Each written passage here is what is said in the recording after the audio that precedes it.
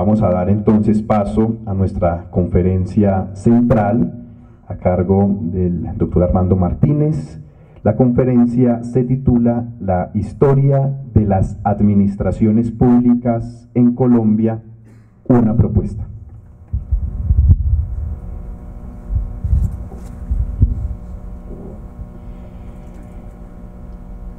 Sí, como he dicho,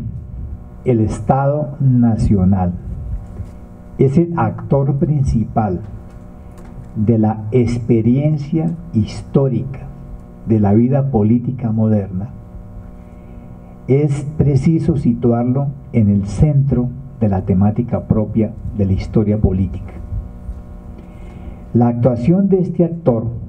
en la esfera pública nos obliga a interesarnos por aquello que ese actor hace. Y aquello que el Estado hace es esencialmente una actuación social que está guiada por unas agendas de tareas específicas dirigidas al cumplimiento de su función y su misión histórica, que es gobernar una nación de ciudadanos. El tema de las agendas de las instituciones del poder estatal corresponde a sus tres grandes funciones que en la tradición colombiana del siglo XIX se nombraron con los términos siguientes: administración, legislaturas, magistraturas. Estas tres funciones estatales, en ejercicio de la soberanía de la nación, se orientaron por sendas agendas de acciones seleccionadas conforme a los ideales políticos. Las agendas públicas, bien sean administrativas, legislativas o judiciales, pueden acogerse como una temática central de una investigación histórica, alrededor de la cual podríamos examinar aquellos temas que son conexos, como la actuación de los partidos, con sus programas, sus líderes y sus acciones, los procesos y los medios de construcción de ciudadanía, las resistencias que las tradiciones culturales opusieron y siguen oponiendo a las agendas, las rebeliones y las guerras civiles, los equilibrios sociales del poder público, etc. Voy a empezar entonces con una definición muy temprana de administración, es decir, el poder ejecutivo de un poder republicano dividido tripartitamente. Y fue suministrada en la Gaceta de Colombia durante el año de 1827 a sus lectores con los siguientes términos: administrar es ejecutar actualmente. Por supuesto, administración no es otra cosa que la ejecución actual. La administración se divide en estas cuatro partes esenciales, que son dirección, recaudación, distribución y cuenta y razón de aquello que se recauda y distribuye. Estas operaciones no pueden, en un Estado republicano, por su naturaleza, reunirse en una sola mano. Por eso es que nuestra Constitución, que es la de 1821, llama al Poder Ejecutivo en el artículo 113 jefe de la Administración General de la República. Le toca a este, pues, en esta calidad, la dirección suprema de todos los ramos que pertenecen al Poder Ejecutivo del Estado. De una manera más sintética, el primer secretario de Hacienda de Colombia, José María del Castillo y Rada, afirmó en su informe de 1826 leído ante el Congreso que la administración no es otra cosa que el gobierno puesto en acción o el ejercicio de los diferentes poderes bajo la dirección de un jefe. De esta suerte, la excelencia de un gobierno debería estimarse por la bondad de la administración, o, lo que es lo mismo, el mejor gobierno debe ser aquel que es siempre mejor administrado. Si esa es la administración del Estado, que se diferencia de las legislaturas y las magistraturas, que son otros poderes, tenemos que en este país la primera persona que se ocupó de examinar históricamente las administraciones es sin duda el doctor José María Vergara Tenorio, quien publicó en el periódico El Aviso de Bogotá por entregas un artículo que nunca más se volvió a publicar, que se llama Las 4 administraciones constitucionales de la Nueva Granada, 1832-1846. Este personaje murió muy joven como embajador de la Nueva Granada en el Ecuador y nunca se reeditó esto.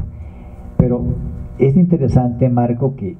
coincide en el tiempo con la publicación de una obra similar de José María Luis Mora en México, que es el primer estudio de las administraciones mexicanas. Sería una buena idea reeditar, porque este señor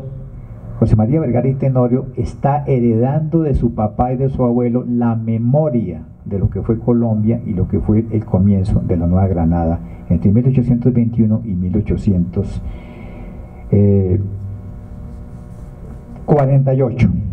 cuando él termina el estudio de las primeras 4 administraciones neogranadinas. Él moriría 2 años después. Él lo hizo desde una perspectiva liberal, su examen de las primeras 4 administraciones,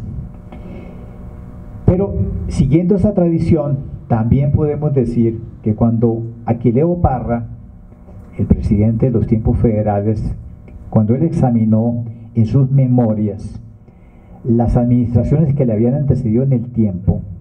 él las ordenó en capítulos que tituló con los nombres de las administraciones en las que él mismo había participado como testigo o como funcionario. Esos capítulos él los tituló Administración Gutiérrez, es decir, la del Tuzo Gutiérrez, Administración Salgar, Administración Murillo y Administración Pérez, con lo cual ya en los políticos del siglo XIX, por lo menos los liberales, era claro que las administraciones eran distintas, con diferente historia y con diferentes agendas. Ahora, si entramos en el campo de la historiografía, los estudios históricos que se han realizado sobre las agendas de las administraciones específicas del Poder Ejecutivo de la Nueva Granada apenas han incluido a la segunda y tercera del general Santander. Recordemos que ha sido muy bien estudiada por David Bushnell en un libro ya muy viejo. Del Álvaro Paredes Ferrer, La muerte de la nación,